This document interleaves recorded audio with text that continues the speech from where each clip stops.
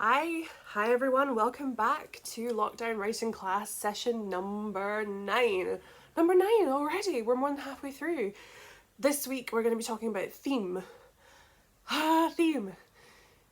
And I thought long and hard about this because I want to be honest about how I write, and this course has always been about, first of all, thank you for all the work you've sent in, it's incredible, I loved it. Charlotte, I gave you a shout out already. Charlotte has been doing color coordinated notes, and they're in depth and they're incredible, and I'm just amazed. So well done, Charlotte, and well done to everyone who's been doing such incredible work.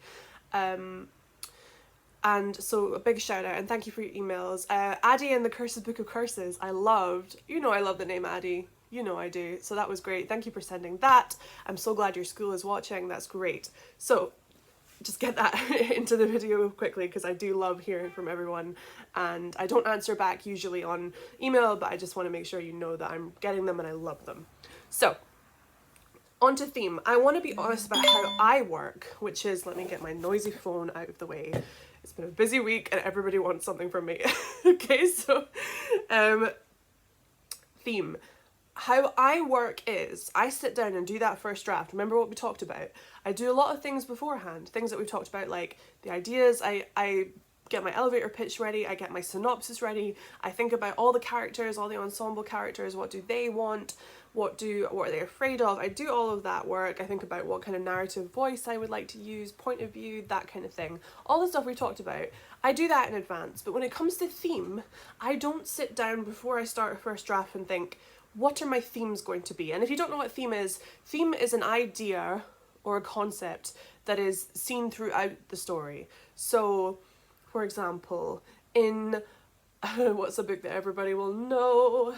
In Lord of the Rings, there's a theme of friendship. Frodo and Sam, they go on a massive big epic quest, but their relationship also goes on a journey too, so it's about friendship. That's just an example. So themes are something that is threaded throughout the story that we can talk about. I'm sure most of you know this. I'm sure your English teachers have told you this, because your English teachers are always right and knowledgeable. And I'm just talking about what I learn on the job as a writer. I and take it or leave it. But I don't sit down when I'm about to do a first draft and go, these are the themes I'm going to explore. So let me grab Spark. So with Spark, what are the themes of Spark? Well, there's identity. We talk a lot about identity in Spark, about finding your own voice and figuring out who you are and being okay with it without the approval of anybody else.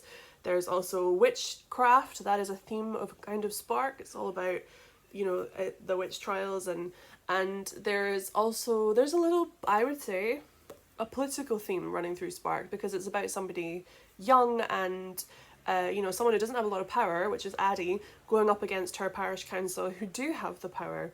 So, that's a little bit political as well. So those are themes of Spark. But when I sat down to write Spark, I did not sit down and go, I'm going to write a book about identity, politics, and witchcraft. I didn't. I honestly didn't. I just wrote the story. And that's what I really recommend you guys do first and foremost. It's really helpful to prep and plan and do a lot of the things we talked about. But that first draft, like I said, I think in an earlier video, it's great just to get everything down. And then what's really great about finishing that first draft, and what I advise when you're doing a first draft, is to not look at that word count. Ignore the word count and just make sure that you're telling every bit of the story that is in you right now. And you've got your beginning, your middle, your end. I work in a linear way, meaning I go from A to Z, but you don't have to. But get that first draft out and down. Who cares what it looks like? Who cares whether it makes sense or not? Sometimes I get to a point in the first draft and I'm stalling a bit and I'm like, oh, I just really need to get to this next point. So I just go, and then this happened, and then we move on. And I highlight it, so I can remind future self when they come back, this isn't anywhere near ready, but we can fix it later. So just get that first draft down. And then what happens when you finish that first draft is hopefully you'll read it and you'll have a read through and you'll see things that you go, oh gosh, get rid of that, which is what's great. You can always get rid of things in writing. You'll see other things that you go, oh, I don't remember that being quite good, and it is quite good. And so you'll read your first draft, and here's where it's important, you'll read that first draft, which you've allowed yourself to finish without judgment, and you'll notice theme. You'll notice unconscious themes start to emerge in that first draft. And that's essential. So you've got to read that first draft and go, oh, this theme is appearing, you know, the theme of friendship, or the theme of identity, or whatever your themes are. You'll notice them and you'll go, oh, this is coming up a lot. I should really focus on that when I go and do my second draft. So that's what I would advise with theme, is not to sit down with your manuscript and go, I really want to convey this message. I really want to get this thing across. That's not helpful in my eyes. I think from my own point of view, story and character has to come first. And then once you have that first draft, and the first draft of Spark was short. It was really short. And I had another document full of a ton of little scenes that I didn't know where they were supposed to go. The first draft was much shorter than this, and it's not a long book. So, but once I'd finished that first draft, which was what the publisher saw and what they bought, I thought, right, now we can go back and we can develop and we can put things in based on the themes. And it's incredibly helpful to do it in that order. And also, if you do it in that way, it's a lot more organic for the reader, but also it helps you to be clever. It helps you to make everything look like it's on purpose and it's been come from a perfect plan, which isn't always the case with writing. Some things are messy. Sometimes things aren't planned perfectly. So you really can go back in your second, third, however many drafts you do, now that you've established your themes. Maybe some themes don't become apparent until your second draft. That's okay. But once you know what they are, then you know the places where you can develop them a little bit more and start dropping in little nods earlier on in the draft. So I guess one theme that I really talk about a lot in my work, and probably the only one that I'm truly conscious of, is neurodiversity. I am sure some of you already know this. I haven't talked a lot about it on this videos, but I'm a neurodivergent author. And the word neurodivergent means different brain. Neuro, brain, divergent, differing. So I have a different brain because I have a condition called autism and I have a condition called dyspraxia. I was diagnosed with both far apart. So, but together they make up being neurodivergent. And some of you might be autistic or dyspraxic or have ADHD or Tourette's or any of these things. Because of that, I am very passionate about making sure that the characters I write and the stories I tell are always inclusive of people who are neurodivergent and are always exploring the theme of neurodiversity. And, you know, in Spark, it's all about Addie thinking that the witches long ago some of them might have been a little bit like her, and that's why she empathizes a lot with them and understands them and wants to see them brought, you know, have their name cleared. And in Show Us Who You Are, Cora is somebody who still isn't quite comfortable with learning about who they are, and throughout the book she becomes more, I mean, I won't spoil it, but becomes more and more comfortable with herself and more impassioned. And her best friend Adrian has ADHD, and he is the coolest kid and the most brilliant character and my favorite creation of any I've done, and he's so proudly neurodivergent that he's fantastic. But it is something that's the only theme I'm conscious of when I write. And that's because it's very important to me. And the draft of the new book I'm working on right now, which nobody has seen and is so early on, also features a neurodivergent character.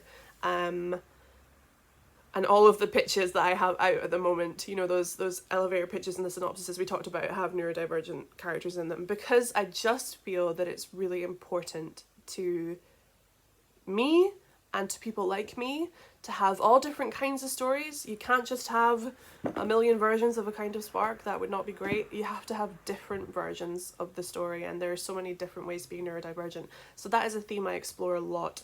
And I hope some of you watching, you know, probably like me, you understand, you get it. But for those of you who are not neurodivergent, you know, I'd say only about 10% of the population are neurodivergent, and so it's difficult sometimes because everything is made without you in mind usually. And so I was very passionate about writing books that did have people like me in mind, and they were the heroes and the central characters. And so that's a theme. Neurodiversity is a theme that I always like to explore and talk about in my work. And I really think, and this is today's task for you, I want you to think about for yourself, what is the theme that you most want to write about? What's something that means so much to you? Maybe it's family, maybe it's politics, maybe you've got some young, political activists, maybe it's the environment. We're going to talk about the book of the week, which is about the environment, in a way. Whatever is the most important thing to you, that cause that is important to you, that's probably going to make a really interesting theme in your book. It's probably something you have a lot to say about, and therefore is going to make interesting writing. So I want you to think about that. I want you to think about what your cause is and what your theme therefore might be in your work. So that's what theme is. Theme runs throughout the books and is what kind of, it's like a river running through the story. And the more you reread a book, the more you pick up on its themes. And like I said, you get that first draft down and you will be able to identify themes you didn't even know you were writing about, which is really great and will make your second and third draft better and better. It's great if you write a story and it's fantastic in the first go. Don't think that it has to be that way. It's totally okay to keep working on something and make it better. These books both went through multiple drafts. That's totally normal. So, on to book of the week. So, this is a non-fiction book this week, and this is by the wonderful writer Lizzie Huxley-Jones, and they have written a fantastic book on David Attenborough. And the reason I picked this for this week, I wanted to talk about this book, but I wasn't sure which week to put it in, is because obviously talking about David Attenborough, we have to talk about the environment, because that's something that he is enormously passionate about, and Lizzie Huxley-Jones, they talk about that a lot in this book. So that is a theme: the environment, activism, climate, and being an explorer, because that's really what David Attenborough is, or was when he was younger. He was an explorer. So if you are more of a non-fiction reader, if you've been watching week in and week out and going, well, these books sound fun, but I'm more of a non-fiction reader, this is a fantastic addition to your non-fiction collection. I absolutely loved it. I learned so much about David Attenborough from this, and it's part of a series of covering some incredible people, including someone called Alan Turing, who I absolutely love, and who is featured in Show Us Who You Are. So there's a great non-fiction read for you, David Attenborough by Lizzie Huxley-Jones. Phenomenal biography. And finally, our bookshop of the week is going to be Mr. B's Wonder Emporium, which is in Bath. Bath seems to have the best bookshops. And Mr. B's Emporium is one that I've been dying to visit, and obviously because of the pandemic I've not been able to, but I will one day. So this is a shout out to them and the wonderful work they do, and all the incredible independent bookshops that make bookselling such a phenomenal profession and such a wonderful place to be a book lover. So thank you for coming and talking to me about theme. It got a little bit personal, but that's good, because I want you to think personal about your work. Your characters are not you, your story is not your life, but the themes doesn't mean that they can't be something that you really care about. So have a think about that. What are your themes going to be? And let me know. And thank you so much. And I'll see you on, what day is today? Today's Friday? Okay. I'll see you on Monday, where we'll be doing Show, Don't Tell, which is really good fun, and I'm excited. So I'll see you there. Bye, guys.